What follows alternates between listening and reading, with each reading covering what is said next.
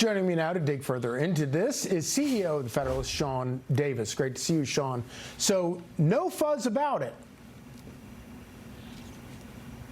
Yeah, it turns out there was a lot of fuzz about it. And it's fascinating what we're learning, 8 years later. That by itself is a scandal, that it took 8 years for us to learn this information, that there was actually a great deal of debate within the so-called intel community about the nature of the Russian threat. We now know that there was a lot of doubt about this idea that Russia was desperately trying to help Trump to win, that it was this sort of profound technological effort.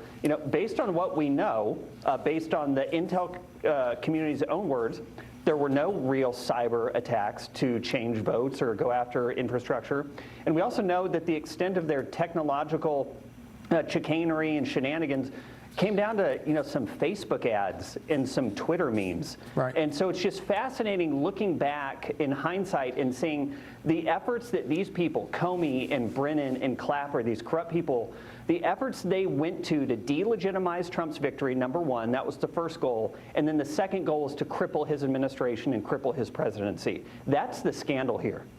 And I feel like that effort is still ongoing. And I want to show a clip real quick of the effort to smear Tulsi Gabbard. And when you look at these documents now, it makes you kind of wonder if maybe this isn't what they were afraid of when they tried to brand her a Russian asset. Watch this.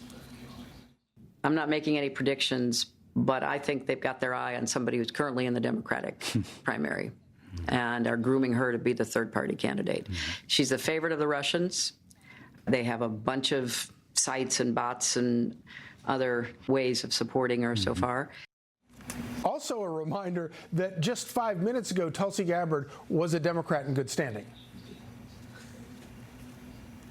Yeah, and it's fascinating when you know what Hillary did. Remember, the whole narrative was Trump was owned by the Russians wanted him to win, he was colluding with the Russians. It turns out, in fact, the only campaign that was actually working with someone who was on the payroll of Russians was Hillary Clinton. She hired Christopher Steele to go do this dossier. Her campaign paid for that. Christopher Steele, at the exact same time, was working on behalf of a sanctioned Russian oligarch. And it's fascinating. You mentioned at the beginning this Senate Intel Committee report that came out.